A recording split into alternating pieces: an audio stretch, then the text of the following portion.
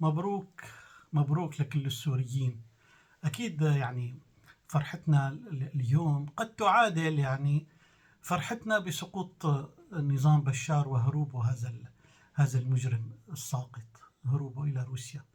لأنه الحقيقة اللي صار يعني امبارح تصريح ترامب برفع العقوبات تماما عن سوريا، هذا شيء يعني مهم وكبير جدا جدا جدا، وإن شاء الله رح يكون له أثر عظيم على سوريا، على حياة شعبنا، على كل شيء متوقع من أمور إيجابية لمستقبل سوريا والشعب السوري. يعني الحقيقة أهلنا بسوريا قدمتوا أنتم تضحيات لا يمكن أن تقاس، يعني صعب الكلام عنها، والكلمات لا يمكن أن تعبر عن حجم التضحيات والمعاناة اللي عانيتوه أنتم اللي عايشين داخل سوريا. نحن يعني عشنا معكم يعني يوما بيوم ولحظة بلحظة، ولكن المعاناة أكيد مختلفة. يعني سوريا قدمت شي 1,000,000 شهيد، ملايين اللي اضطروا يطلعوا من بيوتهم ويهاجروا، مئات الآلاف اللي كانت عايشين بالمخيمات، اللي كانوا عايشين بالمخيمات. الحمد لله الشيء اللي صار خلال هالست أشهر هدول من وقت ما سقط بشار اللي لا يمكن نلاقي كلمة تعبر عن مقدار سفالته وإجرامه. الشيء اللي تحقق به 6 شهور يعني أمور عظيمة جدا، وتوجت امبارح برفع العقوبات. هذا دليل على نجاح السياسة اللي انتهجها الشرع وحكومته، وإلا ما كان يمكن يقبل يعني ترامب ولو بوساطة أردوغان ولا أمير قطر ولا غيره أنه يرفع العقوبات بهالبساطة عن ناس كانوا معتبرينهم أنه إرهابيين وجهاديين وكذا. الحقيقة العقوبات ما مست النظام السابق ولا راح تمس النظام الحالي، ولكن هو الشعب السوري اللي عانى من العقوبات. وهلأ إن شاء الله يعني الأمور بتبشر بالخير.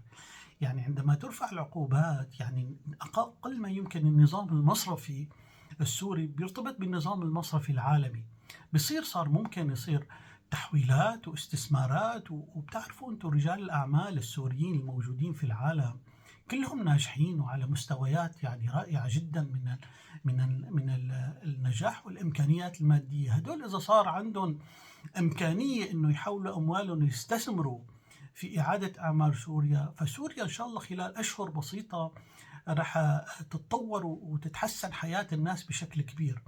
طبعا بدها عدة أشهر، لسه ممكن تحتاج 6 أشهر أو أكثر لحتى تبلش الناس تحس بأثر رفع العقوبات.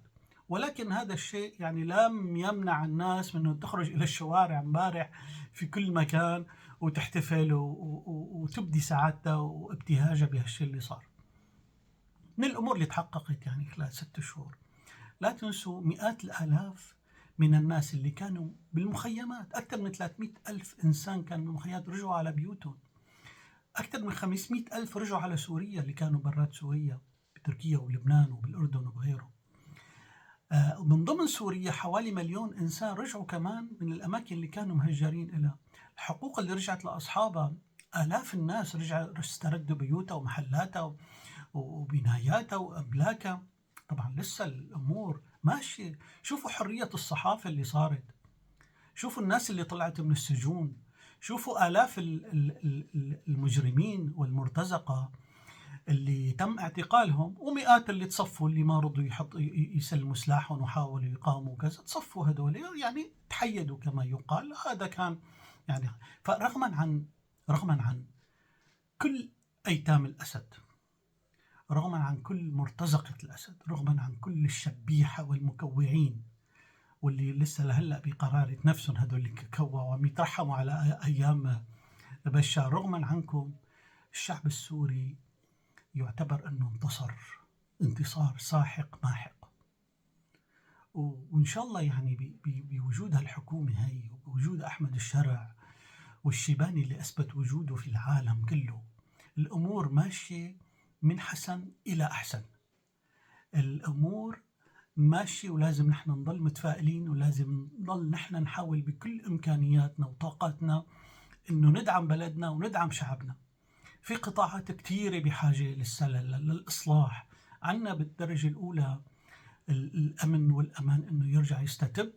طبعا أنا بعتقد أنه تحقق أكثر من 90% من هالأمر هذا، ولكن في عنا قطاع تاني كتير كتير مهم، القطاع الصحي. مستشفيات في سوريا في حالة مزرية، يعني حالة غير معقولة. ليش؟ لأنه ما كان في إهمال تام متعمد من قبل النظام السابق، والمستشفيات بحاجة لدعم. يعني الطب بده بزخ. نحن تعلمنا في الغرب انه الطب مثلا ما كان في بزخ وصرف اموال كبيره لا يمكن انه يؤدي الخدمات اللي مطلوب انه يؤديها. فان شاء الله هلا في دول تعهدت بدعم المستشفيات، بدعم رواتب القطاع الصحي، والامور ان شاء الله ماشيه نحو الافضل. وبتهجوا يا ابناء سوريا العظيمه، بتهجوا، وان شاء الله الامور ماشيه الى الاعلى.